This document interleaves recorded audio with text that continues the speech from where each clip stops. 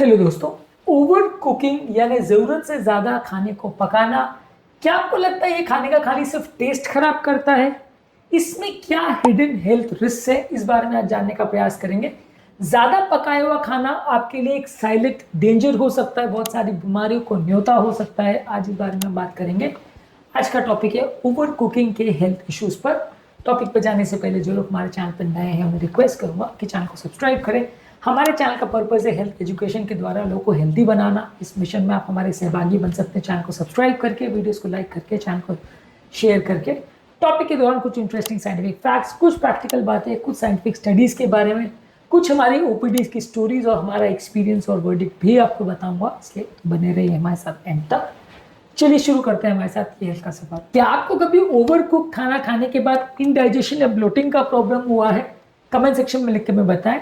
यदि आप किसी खाद्य पदार्थों को ओवर कुक करते हैं तो वो उसके इसेंशियल न्यूट्रिएंट्स को खराब कर देता है, खासकर विटामिन बी और विटामिन सी के कॉम्प्लेक्सेस को। अगर आप किसी चीज़ को प्रॉपरली कुक नहीं करते या ज़्यादा देर तक उसको पकने के लिए या उसको बर्न होने के लिए, चार होने के लिए या बॉयल होने के लिए छोड़ देते हो, जो हीट सेंसिटिव विटामिन या मिनरल्स होते हैं वो डैमेज हो सकते हैं।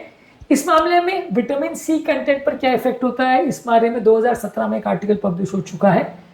इसके अलावा हाई हीट कुकिंग या प्रोलॉन्ग कुकिंग करने से हार्मफुल कंपाउंड्स खाद्य पदार्थों में बन सकते हैं, जिसे एडवांस ग्लाइकोसाइलेशन एंड प्रोडक्ट्स यानी एजीई बोलते हैं या अक्रेलामाइड बनते हैं, जिससे बॉडी में क्रॉनिक डिजीज जैसे BP, sugar, cholesterol, metabolic problems और ऑक्सीडेटिव स्ट्रेस बढ़ सकता है और इससे बहुत सारी तरह की बीमारियां बन सकती हैं। न्यूट्रिशन रिव्यूज में 2018 में इस मामले में एक आर्टिकल पब्लिश हुआ था कि ओवर कुक फूड प्रोडक्ट्स से इस तरह के प्रॉब्लम हो सकते हैं। कई बार क्या होता है कि कई फूड प्रोडक्ट्स को आप उनको बहुत पकाते हैं, तब तक वो जब तक ब्राउन नहीं हो जाए, चार नहीं हो जाए, तो ये सारी चीज़ों में जो वो चार्ड पोर्शन होता है या जो ब्राउन भूरा हो जाता है, उसको आप तब तक जब पकाते हो वो खाने में तो अक्सर टेस्टी लगता है ज़्यादा, लेकिन उसमें कई हार्मफुल प्रोडक्ट्स बन जाते हैं जो कि बॉडी के लिए नुकसान करते हैं। इसके अलावा प्रोटीन रिच फूड प्रोडक्ट को यदि आप ओवर कुक करते हैं तो उनका डाइजेशन खराब हो जाता है, जिससे उनका बायोअवेलेबिलिटी प्रोटीन की कम हो जाती है। खासकर नॉन वेजिटेरियन फूड्स को यदि आप बहुत ज़्यादा पकाते हैं तो उसके प्रोटीन डीनेचर हो जाते हैं और वो बॉडी में जाके जो फायदा देना चाहिए वो नहीं कर पाते हैं। रिसेंटली हमारे पास एक पेशेंट आए थे जिनको ब्लोटिंग और इंडाइजेशन का प्रॉब्लम था। वो ओवर कुक मीट्स पकाने और खाने के शौकीन थे, उनको ज़्यादा चार करके या ग्रिल करके खाते थे, जिसको हमने जब चेंज किया तो बिना दवा के उनकी इंडाइजेशन और ब्लोटिंग की प्रॉब्लम में उनको सिग्निफिकेंट फायदा मिला। इसके अलावा ओवर कुकिंग करने से खाद्य पदार्थों में जो एंटीऑक्सीडेंट बेनिफिट होता है, ये बेसिकली कुछ ऐसे तत्व होते हैं जो बॉडी में हार्ट बीमारी और कैंसर की बीमारी से आपको प्रोटेक्ट करते हैं। खासकर सब्जियों में अगर आप इनको बहुत ज़्यादा प्रोसेस करते हैं तो ये विटामिन और एंटीऑक्सीडेंट्स खराब हो जाते हैं, जिसकी वजह से आपकी बॉडी में कैंसर से बचाने वाले ये तत्व कम पड़ जाते हैं और ये बीमारियों के होने का चांस बढ़ जाएगा। हार्ट अटैक और लकवों में भी इसका रोल रहता है। तो बेसिकली ओवर कुकिंग करने से सब्जियों के अंदर जो एंटीऑक्सीडेंट पदार्थ होते हैं वो भी कम हो जाते हैं। इसके अलावा ओवर कुक किए सब्जियों में ग्लाइसेमिक इंडेक्स बढ़ जाता है, जिससे डायबिटीज कंट्रोल बिगड़ सकता है। यानी ओवर कुक किए हुए कार्बोहाइड्रेट ज़्यादा जल्दी उनका पाचन हो जाता है, जिससे कि वो शुगर लेवल्स को बहुत जल्दी बढ़ाते हैं और जिसकी वजह से शुगर का कंट्रोल बिगड़ता है। हमारे पास एक रिसेंटली पेशेंट आए थे जिनको ज़्यादा शुगर के स्पाइक्स आ रहे थे, जो राइस खाने के बाद देखने को मिल रहे थे। हमने उनको सजेस्ट किया कि वो या तो राइस को ठंडा होने छोड़ दे तो ताकि वो रेजिस्टेंट स्टार्च बन जाए तो शुगर उससे एब्जॉर्प्शन कम होगा, वो करके देखें, या फिर हमने उन्हें सजेस्ट किया कि कम पकाया हुआ राइस को खाएं, जिससे उनके शुगर स्पाइक्स को कंट्रोल करने में मदद मिला। तो चावल जैसी चीज़ों को यदि आप ज़्यादा पका करके खाते हैं या ओवर बॉयल करके खाते हैं तो जल्दी पचता है, तो शुगर भी बिगाड़ता है। इसके अलावा अगर किसी खाद्य पदार्थों को आप ज़्यादा तलते अगर हैं तो उसमें लिपिड पेरोक्सीडेशन के प्रोडक्ट्स और ट्रांस फैट्स बन जाते हैं, जो कि कार्डियोवैस्कुलर रिस्क यानी हार्ट अटैक और लकवे के चांसेस को बढ़ाता है। अगर ऑयल को ज़्यादा देर तक गर्म किया जाए तो उससे आपको उसके अंदर टॉक्सिक प्रोडक्ट्स बन जाते हैं जो नुकसान करते हैं। इस मामले में 2019 में एक आर्टिकल पब्लिश हुआ था। ओवर कुकिंग करने से खाद्य पदार्थों का टेस्ट और टेक्सचर भी खराब हो जाता है।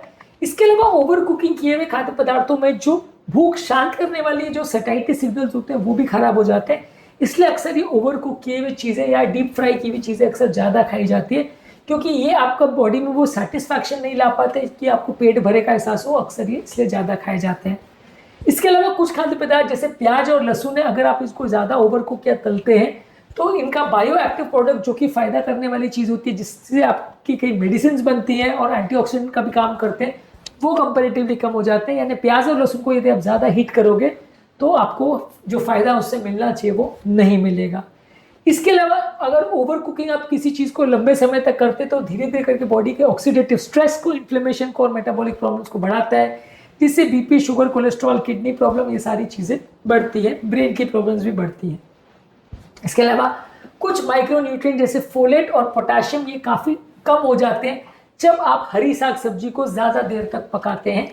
इसके अलावा यदि आप फिश को ज़्यादा देर तक पकाते हैं तो उसके अंदर मौजूद ओमेगा 3 फैटी एसिड जो कि बीपी, शुगर, कोलेस्ट्रॉल और आपकी बॉडी के इन्फ्लेमेशन को कम करने में मदद करता है, वो काफ़ी डिस्ट्रॉय हो जाता है, 50% तक डिस्ट्रॉय हो जाता है, जिससे फिश से मिलने वाला फ़ायदा काफ़ी कम हो जाता है। कुछ केसेस में ओवर कुकिंग खासकर मीट को करने से हेट्रोसाइक्लिक अमीन्स उसमें ज़्यादा बन जाते हैं, जिससे लॉन्ग टर्म कैंसर होने का रिस्क बढ़ जाता है। इस मामले में 2016 में एक आर्टिकल पब्लिश हुआ था जिसने बताया था कि इस तरह के प्रोडक्ट्स कैंसर का रिस्क को बढ़ा सकते हैं जब आप मीट को ओवर कुक करते हैं। इसके अलावा यदि आप सूप को, ब्रॉथ को या स्ट्यूज को अगर बहुत ज़्यादा हाई टेम्परेचर में पकाते हैं तो उसके अंदर मौजूद अच्छे पॉलीफिनॉल्स और फ्लेवोनॉइड्स जो कि बॉडी में फ़ायदा करते हैं वो कम हो जाते हैं। इससे आपको हेल्थ बेनिफिट जो उससे मिलना था वो कम हो जाता है और वो कई बार नुकसानदायक भी बन सकते हैं। तो ओवरऑल किसी भी खाद्य पदार्थों को ज़्यादा कुक करना या ओवर कुक करना अच्छा नहीं है, वो उसको फ़ायदा नहीं करता, उल्टा नुकसान करता है। विटामिन और मिनरल्स उसके कम हो जाते हैं, उसके अंदर के एंटीऑक्सीडेंट तत्व कम हो जाते हैं, उससे डाइजेशन जो इम्प्रूव करना चाहिए वो कम हो जाता है, कैंसर का रिस्क बढ़ जाता है, शुगर और हार्ट की हेल्थ को वो नुकसान करता है, टॉक्सिक कंपाउंड्स उसमें बन जाते हैं जो कि हार्ट अटैक और लकवे के और कैंसर के रिस्क को बढ़ाता है। ये सारे नुकसान होते हैं खाद्य पदार्थों को ओवर कुक करने से। यदि आपके परिवार में या आपके घर में कोई चीज़ों को ओवर कुक किया जाता है या उसको पूरी तरह से चार करके खाया जाता है या पूरा भूरा करके उसको तल के लिया जाता है तो कमेंट सेक्शन में लिखकर हमें बताएं। उम्मीद करूंगा कि आज के टॉपिक में कुछ नई बातें जानने को मिली हो। जो लोग हमारे चैनल पर नए हैं उन्हें रिक्वेस्ट करूंगा कि चैनल को सब्सक्राइब करें। हमारे चैनल का पर्पज़ है हेल्थ एजुकेशन के द्वारा लोगों को हेल्थी बनाना और इस मिशन में आप हमारे सहभागी बन सकते हैं चैनल को सब्सक्राइब करके। आपके कमेंट्स हमें जानने में मदद करते हैं कि आपको हमारा कंटेंट कैसा लग रहा है, प्लस हमारे लिए मोटिवेशन और इंस्पिरेशन का भी काम करते हैं। इसलिए कमेंट्स करते रहिए, कंटेंट को शेयर करते रहिए और हेल्थ के सफर में हमारे साथ आगे बढ़ते रहिए।